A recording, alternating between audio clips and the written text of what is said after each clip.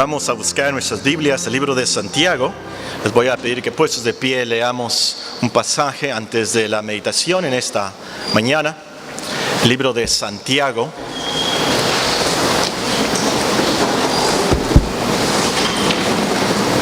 Libro de Santiago, el capítulo 3, y voy a comenzar a leer en el versículo 13 y sigan con sus vistas hasta el versículo 18. Santiago 3, 13 a 18. ¿Quién es sabio y entendido entre vosotros? Muestre por la buena conducta sus obras en sabia mansedumbre. Pero si tenéis celos amargos y contención en vuestro corazón, no os jactéis ni mintáis contra la verdad, porque esta sabiduría no es la que desciende de lo alto, sino terrenal, animal, diabólica. Porque donde hay celos y contención, ahí hay perturbación y toda obra perversa. Pero la sabiduría que es de lo alto es primeramente pura, después pacífica, amable, benigna, llena de misericordia y de buenos frutos, sin incertidumbre ni hipocresía. Y el fruto de la justicia se siembra en paz para aquellos que hacen la paz. Sentémonos, hermanos.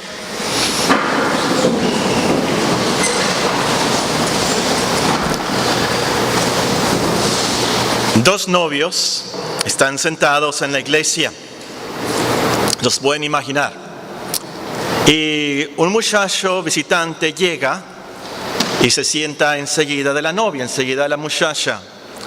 El novio inmediatamente pone una cara bien seria, bien fea, así como los Orozco, ¿verdad? Cuando se enojan así. Y salen de la iglesia y el novio no le quiere hablar a la muchacha. Está enojado con ella. Y ella le pregunta, ¿qué tienes? ¿Qué pasa? ¿Por qué estás enojado? ¿Qué hice? Y él no quiere contestarle. De hecho, se va. Ella le marca el celular, no contesta. Le marca más al rato, no contesta. Le manda un mensaje, no lo contesta. WhatsApp tampoco lo contesta. Nada. Pasan 3 o 4 días y la muchacha por fin lo convence de que le diga qué tiene, por qué se enojó tanto. Y le dice que él se enojó mucho porque el visitante se sentó junto a ella. Pero ella le dice, pero yo no le dije que se sentara ahí. Él se sentó ahí, yo no lo conozco. El problema no es ella, por supuesto. El problema son los celos del novio. Ahora imagínense otra escena. En la familia hay 2 hermanos.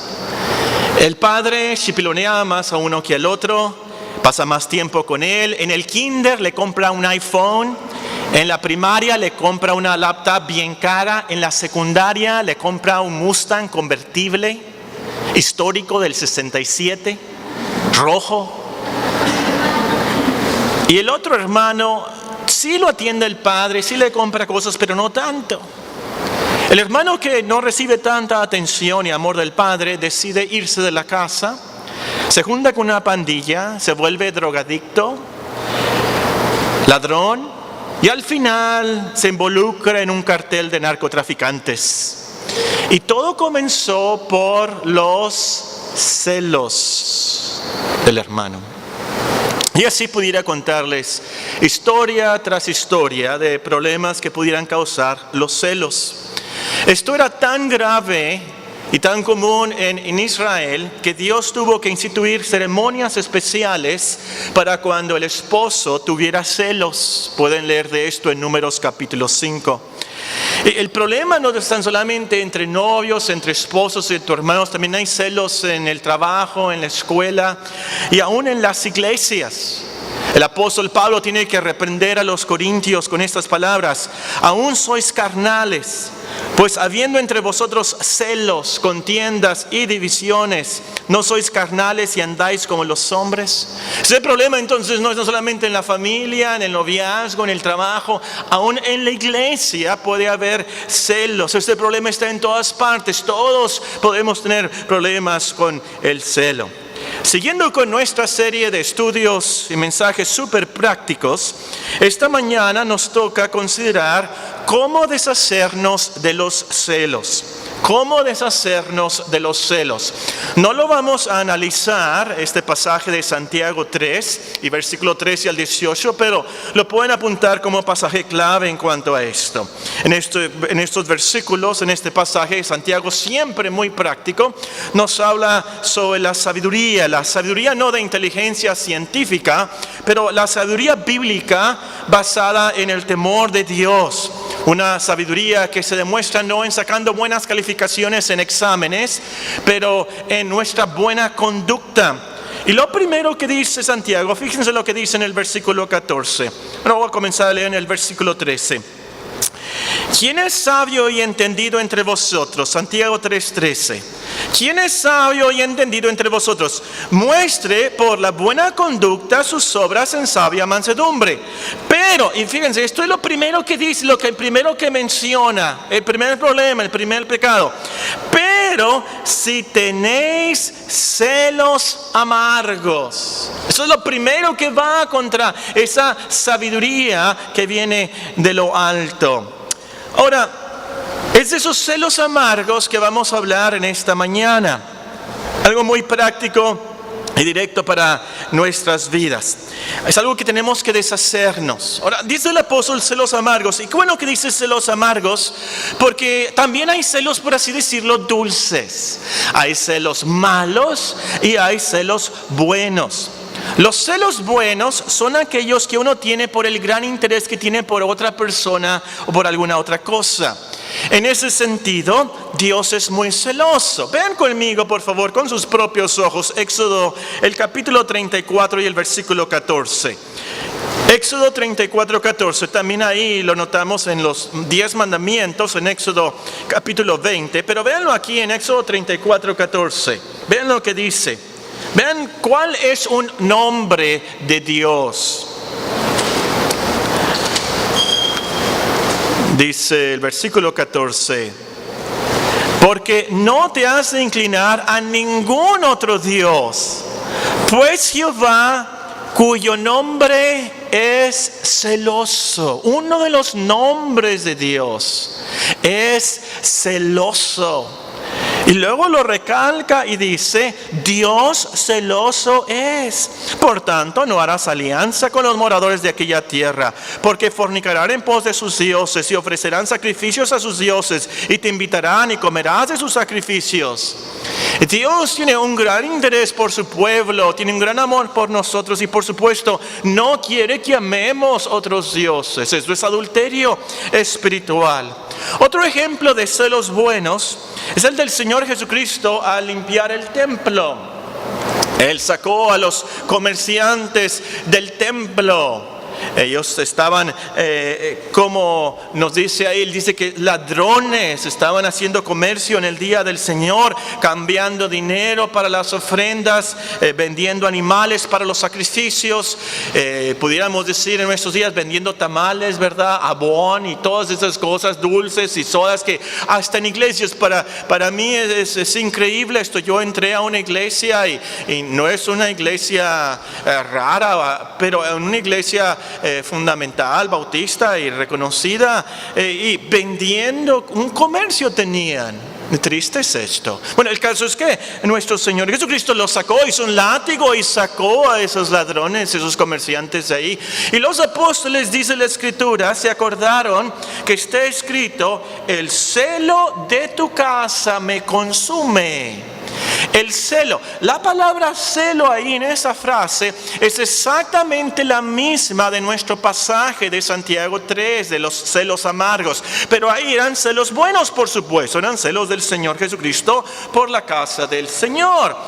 Entre paréntesis, por cierto, ¿saben cómo se dice celos en griego, en el griego bíblico? ¿Saben cómo se dice celos? Se dice celos. Ya saben una palabra en griego. Y novias, les recomiendo aquí, cuando el novio se ponga muy celoso y le quieran meter una indirecta ahí subliminal, pregúntale, ¿sabes cómo se dicen celos en griego? Y le dicen, ¿verdad? Celos se dice. Bueno, eso es extra, un bono. Pero antes de seguir adelante, tenemos que definir exactamente qué es esto de celos y especialmente esto de celos amargos. El diccionario define celos como la sospecha, inquietud y recelo de que la persona amada haya mudado su cariño poniéndola en otra. Es lo que dice el diccionario.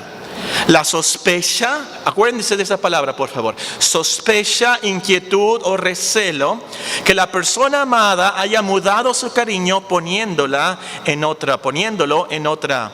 Ahora, la palabra bíblica tiene que ver con esto sin duda alguna, pero es más fuerte. De hecho, la raíz de la palabra bíblica original viene del término hervir. Es por eso que se traduce hervor en Hebreos 10:27. Ahora, los celos amargos tienen que ver con esa actitud de sospecha extremosa. Una sospecha en extremo, un resentimiento egoísta. Es significante que la palabra celos en la Biblia también se traduce envidia. En Romanos 3:13, por ejemplo, y en Corintios, 2 Corintios 12:20, se traduce envidia, un resentimiento egoísta, un sospecha en extremo. Bien, con esto en mente, veamos qué puedes hacer tú, qué puede hacer usted para deshacerse de sus celos amargos. Ahora, esto es problema de los novios y es problema de los esposos, pero también es problema en los compañeros en la escuela, los compañeros en el trabajo. Es problema en la iglesia. Tenemos que poner atención a esto todos. Muy bien, en primer lugar, y está en primer lugar porque tiene que estar en primer lugar, para deshacerte de tus celos amargos, necesitas tener la sabiduría de lo alto. Vean una vez más el pasaje de Santiago. Necesitas tener la sabiduría de lo alto para poder deshacerte de tus celos amargos. Santiago 3:14 dice: pero si tenéis celos amargos y contención en vuestro corazón, no os jactéis ni mintáis contra la verdad. Porque esta sabiduría no es la que desciende de lo alto, sino terrenal, animal, diabólica. Porque donde hay celos y contención, ahí hay perturbación y toda obra perversa. Pero la sabiduría que es de lo alto es primeramente pura, después pacífica, amable, benigna, llena de misericordia y de buenos frutos, sin incertidumbre ni hipocresía. Dios tiene que darte esa sabiduría, por supuesto. Por eso dice que viene de lo alto. Dios tiene que cambiar nuestra mente. Tiene que darnos un entendimiento de tal manera que reconozcamos qué tan pecaminoso es eso de tener estos celos amargos y todos los demás pecados, por supuesto, para que nos podamos arrepentir y convertir y cambiar nuestra conducta, como dice aquí Santiago. Dios tiene que darnos esta sabiduría entonces, esta sabiduría evangélica que nos vuelve humildes y creemos en Cristo y somos mansos de corazón, como vamos a ver. Una persona sin esta sabiduría, una persona sin Cristo, por supuesto que va a ser egoísta, envidiosa, celosa. A lo mejor no lo demuestra, pero por dentro, en su corazón, por naturaleza, es egocéntrico y va a querer que todos pongan atención en él y en él nada más. Entonces, para deshacerte de estos celos amargos, esta mañana asegúrate que eres un discípulo de Cristo, que tú has creído en Él, has hecho una decisión de negarte a ti mismo, tomar su cruz y seguirle a Él hasta el final. Eso es lo primero. En segundo lugar, el segundo paso, para deshacerte de tus celos amargos, necesitas pensar según Filipenses 4:8. Filipenses 4:8. Los celos son amargos, son celos amargos, sospechas extremosas. Entonces, esto es cuestión de la imaginación, son sospechas. Son sospechas, no es realidad, son sospechas, se cree, se imagina uno algo y por eso tiene esos sentimientos, esos resentimientos tan amargos y negativos. Son cosas que no van con la realidad, con Filipenses 4:8, que nos dice que debemos de pensar en lo que es verdadero, honesto, justo, puro, amable, lo que es de buen nombre, lo que es según la virtud de Cristo, lo que es de la alabanza de Dios. Ahora, esto es crítico, hermanos, en cuanto a los celos. Tenemos que controlar nuestros pensamientos, tenemos que controlar nuestra imaginación. Tu carne, el diablo, te van a hacer pensar cosas negativas, cosas pecaminosas, morbosas. Tú estás obligado a pensar lo mejor. No puedes creer esas imaginaciones, no puedes creerle al diablo y esas tentaciones. Tienes que pensar pensamientos puros en cuanto a la otra persona, amables, benignos, como nos dice aquí Santiago, esa sabiduría de lo alto. Tenemos que tener eso en nuestras vidas para no tener esos celos. Hace algunos años, cuando trabajaba en el consulado americano, tuve que ir a un hotel de paso, aquí rumbo a Aquino, en un hotel de paso. Fui con un compañero del consulado, fuimos a una emergencia. Estaba una norteamericana ahí con problemas. No sé por qué se había hospedado ahí. Le faltaba un tornillo, ¿verdad? O dos. El caso es que yo tuve que entrar ahí a ese hotel de paso con mi compañero del consulado. Después lo pensé. ¿Qué hubiera pasado si Julia me hubiera visto, o si alguien le hubiera dicho a Julia que yo había salido de un hotel de paso con un hombre? Como dice Alejandra, fatal. Alejandra Raquel, fatal. Después lo pensé, no se me ocurrió cuando entré ahí. Debí de haberme puesto una máscara, un disfraz, no sé. La hermana Julia, como cristiana, está obligada a pensar según Filipenses 4:8. Debe de pensar el bien, lo honesto, lo justo. No tienen que seguir sus sospechas y sus imaginaciones y la cizaña que puso esa persona en ella. Y si quiere una aclaración, lo que tiene que hacer es hablar conmigo. No llegarme ahí con el acta de divorcio, fírmele ahí, pero oye, me dijeron que saliste de un hotel rumbo a Aquino y no tiene buena fama, y yo ya le puedo explicar, sí, es que yo fui con el Mike. Ahora, esto es muy importante, esto es otro punto. Para deshacerte de tus celos amargos, necesitas tener siempre una comunicación sincera, abierta, transparente con los demás. Comunicación sincera, directa, abierta, transparente con los demás. Vamos a suponer otra vez están los novios ahí, los dos, en la iglesia. Y llega un visitante, otra vez llega un visitante, un muchacho guapo. Y se sienta junto a la novia. Y la novia lo ve y le da un beso y un abrazo y lo saluda muy cordialmente. Y obviamente está muy contenta de verlo sentado ahí. El novio, en vez de hervir con celos amargos, lo que debe de preguntarle, oye, ¿quién es? ¿Por qué tanta efusión? La novia le puede explicar, mira, este es un medio hermano. Yo no sabía que lo tenía. Lo acabo de conocer, lo invité a la iglesia y vino. El novio, por supuesto, entiende. Y ahí se acaba la provocación y el posible divorcio antes del matrimonio. Comunicación, luego. ¿No te gusta algo o tienes un problema? Bueno, es que pasó esto y tú... Muchos celos amargos son provocados por falta de comunicación. Y quiero recalcar que la comunicación tiene que ser sincera, abierta, directa, transparente, sin medias verdades, sin hipocresía, sin guardar los sentimientos reales, sin guardar resentimientos y presentimientos, nada de indirectas. Si el novio se queda callado, en silencio de negra, no sé qué significa eso, pero me gusta la expresión. O si el novio se queda callado en silencio de negro y no explica por qué está enojado, nunca se va a poder solucionar ese malentendido. Las imaginaciones negativas que le provocan los celos, y muchas veces realmente provocadas por amor, si no es que por el diablo, van a causar celos amargos que lo van a estar carcomiendo en su alma. Ahora, vamos a suponer que hay algo entre los novios, los esposos o los compañeros o los hermanos en la iglesia y se platican y dicen los problemas y no hay reconciliación. Entonces, lo que deben de hacer es preguntarle, pedirle a un hermano de su confianza, un hermano espiritual maduro, por supuesto, que sea el árbitro, que los ayude a reconciliarse, que dé su opinión.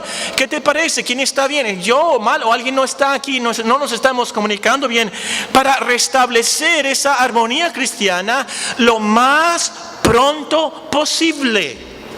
Lo más pronto posible, o como dice Efesios 4, que no se ponga el sol sobre vuestro enojo. Y pudiéramos decir ahí que no se pongan los celos sobre vuestro enojo. En cuarto lugar, para deshacerte de los celos amargos, necesitas reconocer qué tan peligrosos son. Nos dice el versículo 16, Santiago 5:16, porque donde hay celos y contención, allí hay perturbación y toda obra perversa. Donde hay celos amargos, hay perturbación, o como dice otra versión, desorden, confusión. Pero subrayan ahí que dice que hay toda obra perversa.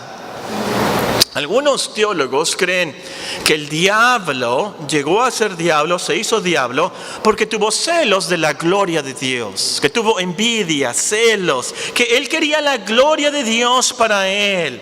Esos celos lo hicieron caer. Los celos te hacen un diablo. O como dice aquí Santiago precisamente, porque el versículo 15, esa sabiduría no es lo que desciende de lo alto, sino terrenal, animal, diabólica. Esos celos amargos, es diabólico. Esto es sumamente peligroso. Te provoca enojos, por supuesto, impaciencia, mentiras, hipocresías, chismes, críticas, soberbias, pleitos. Los celos te pueden provocar a golpes con otras personas, aun que las asesines. Cada rato leo en el periódico, mató a su esposa por celos. La mató, la asesinó. Además que los celos te provocan otros pecados y muchas veces más graves. Los celos son peligrosos porque puedes perder hasta la novia. Puedes perder hasta la esposa. Es que es muy celoso. Ya no lo soporto. Es muy celoso. Puedes perder amistades. Puedes perder tu trabajo. Puedes perder hasta tu libertad. Si asesinas a alguien, un homicida merece la cárcel.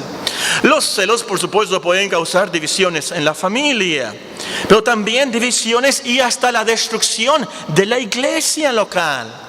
Los celos pueden provocar, como dice el apóstol, que el hermano por el cual Cristo murió se pierda.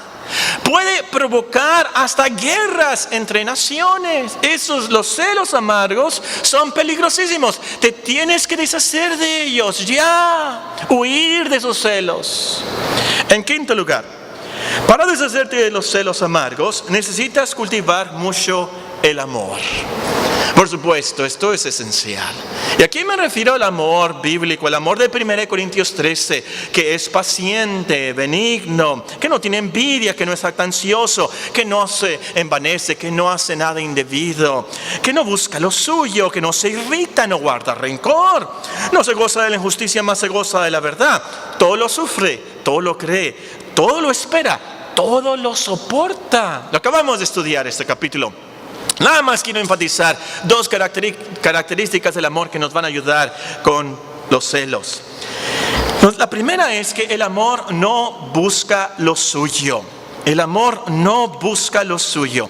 El amor no es egocéntrico, busca el bien de los demás. El que tiene el amor de Dios, el amor agape, no se fija tanto en uno mismo, pero piensa en los demás. No quiere herir a los demás, no quiere entristecer a los demás, quiere que le vaya bien a los demás. Entonces, en vez de tener celos por los dones, las oportunidades de los demás, piensa, qué bueno que Dios le dio ese talento a esa persona, qué bueno que Dios le dio ese don a ese hermano, qué bueno que le dieron a mi compañero de trabajo ese proyecto, ojalá que le salga bien. Ese es el amor bíblico. Es lo contrario, los celos, por supuesto. La otra característica que quiero recalcar de 1 Corintios 13 es que el amor todo lo cree. A la hora de los celos, esto es súper importante, hermanos. Hay que creerles a las personas. Hay que creer por amor a los demás. Vamos a suponer que tu esposo llega tarde a la casa, muy tarde. El diablo te tienta a los celos. ¿Con quién estaría? ¿Con quién saldría? Llega tu esposo muy tarde y te dice, es que estaba en una junta de trabajo y se me descargó el celular, no te pude avisar, lo siento mucho. Le tienes que creer. Por amor, lo que dice 1 Corintios 13, le tienes que creer. Si tu novia te dice que no tiene ningún interés en ese muchacho tan guapo y tan rico y tan alto que se sentó junto a ella, no le tiene ningún interés, le tienes que creer. Le tienes que creer cuando te dice que no se fija ella tanto en el exterior, no le importa a ella la riqueza o la altura de ese muchacho o la guapura. Ella te prefiere a ti, aunque estés chaparro y que seas pobre y feo, porque tú eres cristiano y tú eres amable y tú eres caballeroso y tú sabes cómo orar y tú sabes cómo guiarle la vida, y eso es lo que le interesa a ella. Le debes de creer. Le debes de creer. En penúltimo lugar, para deshacerte de tus celos amargos, necesitas reconocer que solo Dios es digno de nuestra adoración, nuestro amor y atención total. Solo Dios es digno de nuestra adoración, nuestro amor y atención total. El Señor dijo, el que ama a padre o madre más que a mí, no es digno de mí. El que ama a hijo o hija más que a mí, no es digno de mí. Y el que no toma su cruz y sigue en pos de mí, no es digno de mí. ¿Cuál es el primer mandamiento? Amarás al Señor tu Dios con todo tu corazón, con toda tu alma, con toda tu mente, con todas tus fuerzas. Una hermana de la iglesia se pone celosa porque recibe más llamadas otra hermana. Le llaman los ancianos, le llaman los diáconos, le llaman las hermanas. Siempre están llamándole a ella. Ahora, la verdad es que esa hermana tiene más problemas y necesita mucha ayuda, y por eso le llaman tanto. Pero ella, la otra, la celosa, quiere que los hermanos se fijen solo en ella. Que los ancianos tan solamente la visiten a ella. Que se fijen en cuántos dones tiene ella. Que ella merece más atención que los demás. Y así tú, ¿quieres que tu novia te admire solo a ti? Que cuando tú llegues se poste, ¿verdad?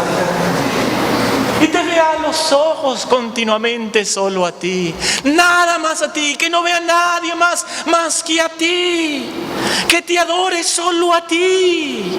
Toda la atención para ti. Ese es un gran problema. Cuando pasa que el novio o el esposo quiere toda la atención, todo el amor, toda la oración, en vez de a Dios y en vez de tomar en cuenta a los demás. Porque el primer mandamiento es: amarás al Señor tu Dios con todo tu corazón, con toda tu alma, con toda tu mente, con todas tus fuerzas. y a los demás como a ti mismo. Amarás a tu prójimo como a ti mismo. ¿Quieres que tus padres te atiendan a ti y a ti nada más? ¿Quieres que tus compañeros, que tus jefes vean tus talentos, vean tus dones y a ti nada más? Eso es egocéntrico. ¿Quieres tú ser el centro del universo? ¿Quieres que todos te amemos y te adoren solo a ti? ¿Saben qué? Todos nacemos con esa actitud. Todos. Somos ególatras de nacimiento. Y pasa que muchas veces los padres chipilonean tanto a los hijos, los miman tanto y no los limitan, que crecen así. Crecen egoístas y muy celosos y envidiosos. Todos tenemos que aprender que Dios es el único que merece toda la gloria, toda la atención, toda la honra, todo nuestro amor. Dios es el centro del universo, no tú. Dios es el único que merece toda nuestra adoración. Ahora, esto nos lleva al último punto. Para deshacerte de tus celos amargos, necesitas cultivar diligentemente la mansedumbre y humildad de Cristo. Necesitas cultivar, hacer crecer, aumentar diligentemente la virtud de mansedumbre y humildad de Cristo en tu vida. El versículo 13 dice, Santiago 3:13, ¿quién es sabio y entendido entre vosotros? Muestre por la buena conducta sus obras en sabia mansedumbre. Pero si tenéis celos amargos, sabia mansedumbre. Nos dice el Señor Jesucristo, llevad mi yugo sobre vosotros y aprended de mí, que soy manso y humilde de corazón, y hallaréis descanso para vuestras almas. Lo contrario a los celos es esa mansedumbre de Cristo, esa bondad, benignidad, amabilidad para con los demás, como dice ahí el versículo 17. Lo contrario a la egolatría de los celos es la humildad de Cristo, como nos enseña Filipenses 2, esa humildad que nos lleva a estimar cada uno a los demás como superiores, no mirando por lo suyo propio, sino por lo de los otros. Esa humildad que nos lleva a no aferrarnos a nuestros derechos. Es que yo soy el novio, yo soy el esposo, yo soy el hijo mayor. No aferrarnos a nuestra reputación, a nuestra gloria, pero sacrificar todo eso para obediencia y la gloria y por amor a Dios. Por eso dice de Cristo, Filipenses 2, siendo en forma de Dios, es decir, igual que Dios. No estimó ser igual a Dios como cosa que aferrarse, sino que se despojó a sí mismo, tomando forma de siervo, hecho semejante a los hombres, y estando en condición de hombre, se humilló a sí mismo, haciéndose obediente hasta la muerte y muerte de cruz. Esa es la humildad. Y por cierto, esa es nuestra esperanza de salvación. Porque nosotros no somos humildes, somos orgullosos. Nosotros somos celosos de nacimiento. Y vamos a luchar contra esos celos el resto de nuestra vida. Vamos a luchar contra la envidia y el orgullo el resto de nuestra vida, aún como cristianos y buenos cristianos. Pero Dios no nos recibe por nuestra humildad. Dios no nos recibe por nuestra perfección. Dios nos recibe por la humildad de Cristo, por la perfección de Cristo. Él no tuvo celos nunca, nunca tuvo envidias y celos amargos. Él sí fue perfecto. Él fue humilde y manso de corazón. Y es creyendo en Él como nuestro mediador, como nuestro representante ante Dios, como nuestro sustituto, que nosotros seremos recibidos en gloria. Eso es la salvación. No nosotros, no nuestra justicia, pero la justicia y perfección de Cristo. ¿Quién es sabio y entendido entre vosotros? Muestre por la buena conducta sus obras en sabia mansedumbre. Pero si tenéis celos amargos y contención en vuestro corazón, no os jactéis ni mintáis contra la verdad. Porque esta sabiduría no es la que desciende de lo alto, sino terrenal, animal, diabólica. Porque donde hay celos y contención, ahí hay perturbación y toda obra perversa. Pero la sabiduría que es de lo alto es primeramente pura, después pacífica, amable, benigna, llena de misericordia y de buenos frutos, sin incertidumbre ni hipocresía. Y el fruto de justicia se siembra en paz para aquellos que hacen la paz. Oremos.